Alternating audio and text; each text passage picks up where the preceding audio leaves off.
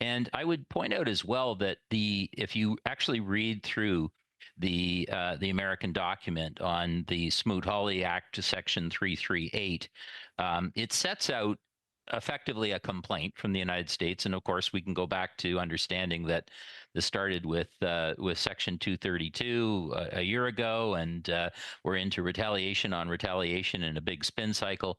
But if you read the document, it's kind of important in that it points out that in the last 12 months, the United States has seen a 22% decline in their vehicle exports to the United States. And just to put that in perspective, it really sort of sets the table, I think, for a discussion. Why is that? Why is that big decline of $5.6 billion versus normal exports from the United States? It's because of the retaliation that the federal government did over a year ago. And so it has been noticed. Canada is changing the game, and the United States is feeling it. What looked like a strong move from America may actually be hiding a bigger problem. This could end very badly for the US. Something shifted in Washington this week. Ontario's own representative in the American capital says Canada's retaliation is finally being felt, and the proof is in Trump's own escalation. In July 2026, Ontario's Washington representative said the president's threat of 50% tariffs on hundreds of Canadian goods is not a sign of American strength. It is a sign that the administration has noticed the damage Canada's countermeasures are doing to the US economy. And behind the scenes, the trade talks have suddenly accelerated. The read comes from David Patterson, the Ontario government's representative in Washington, who has a direct line into the mood of American trade officials. His interpretation of Trump's latest tariff threat inverts the obvious reading. Rather than viewing the 50% threat as Washington tightening the screws, Patterson sees it as evidence that Canada's retaliatory trade action is landing hard enough to provoke a reaction. When a threat this large appears, it signals that the earlier Canadian countermeasures were painful enough to demand a response. The escalation is a symptom of pressure, not a display of dominance. Patterson pointed to something specific happening inside the US Trade Representative's office. It's actually a genuine frustration on the part of Jamieson Greer and others, and this is an opportunity to actually say, okay, well, could we be partners? Patterson said. That frustration is the tell. An administration comfortably winning a trade dispute does not express frustration. Frustration emerges when the pressure runs in both directions, when the costs Canada is imposing are significant enough that American officials are actively looking for an off-ramp. Patterson said he has noticed things pick up in Washington since Carney and Trump agreed to intensify talks the previous week. The acceleration Patterson describes followed a direct conversation between the two leaders. Prime Minister Mark Carney said he spoke with Trump after the latest tariff move was announced, and the two leaders agreed to intensify trade talks. Carney met with the premiers to discuss the 50% tariff threat and coordinate a response. Since that sequence of events, the pace of engagement in Washington has quickened. The increase in negotiations being read as a sign that both governments recognize the importance of avoiding a deeper trade conflict, rather than a sign of either side surrendering its position. And if you want the real story behind how Canada is still holding its ground through tariffs, wars, and hard times, hit join below to join the membership for exclusive documentaries you won't see anywhere else about Canada's progress and rise through uncertainty.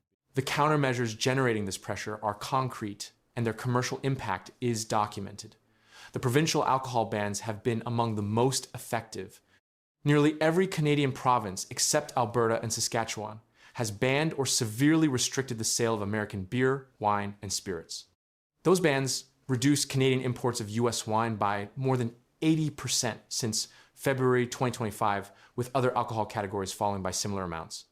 Canada had been the largest importer of American alcohol by volume before the bans.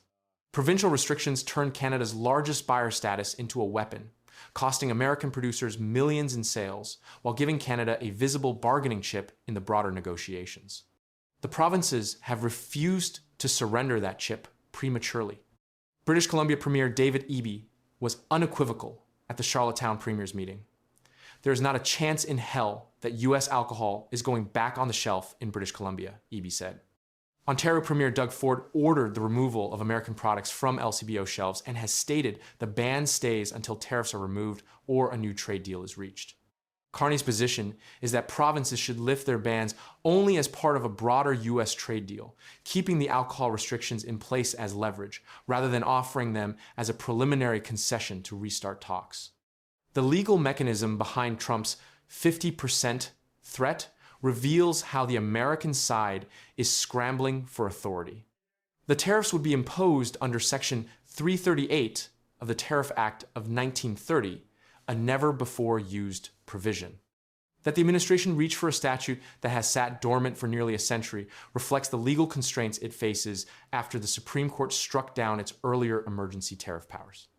USTR Jameson Greer has framed the measure as a response to three specific Canadian practices: provincial bans on American liquor, Canada's supply-managed dairy system, and quotas on certain American vehicles.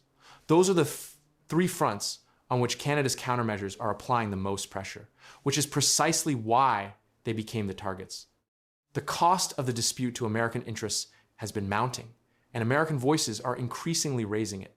A U.S. senator issued a blunt appeal to Greer, citing collapsing tourism revenue and stating, "We really value our relationship with Canada, both emotionally and financially and economically." Greer's response revealed the administration's defensive posture. We're fighting against a ban on American liquor on shelves. We're fighting against hard caps on export of American cars. That framing, the U.S. Trade Representative describing his own position as fighting against Canadian measures, is the language of a party under pressure, not one dictating terms. The two major American labor unions added their weight the same week.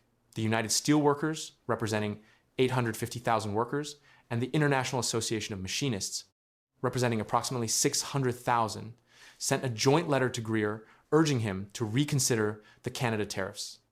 Their message was that Canada has never been the problem and that the integrated North American manufacturing relationship should be preserved rather than disrupted. When the industrial unions the tariffs were meant to protect publicly ask for the tariffs to be reconsidered, the political foundation of the strategy weakens. The economic stakes explain why neither side wants prolonged conflict. Canada and the United States have one of the world's largest trading relationships, meaning sustained conflict carries significant consequences for manufacturers, farmers, retailers, and consumers on both sides. Trump's newly proposed tariffs could cost the average Canadian household approximately $2,700, affecting around 500 products. Those costs run both ways. American businesses and consumers face higher prices and disrupted supply chains from the same measures. The mutual damage is the pressure driving both governments back to the table. Canada's negotiating position has hardened in a specific way.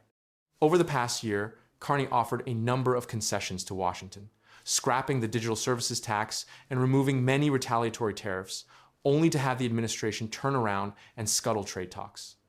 That pattern taught Ottawa a lesson about premature concessions. This time, Canada is holding its leverage.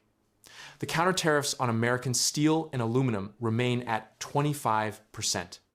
The provincial alcohol bans stay. Supply management concessions are blocked by Bill C-202. Canada is negotiating from retained strength rather than giving ground up front. The framing that some headlines describe in dramatic terms should be understood accurately. There has been no official indication that either side has surrendered its position. What the developments show is that Canada's retaliatory measures have added enough pressure to the negotiations to force more direct engagement between Washington and Ottawa. The escalation in talks, the frustration inside the USTR's office, the senator's appeal, and the union's letter all point in the same direction. Canada's countermeasures are being felt, and Washington is responding to that pressure rather than ignoring it.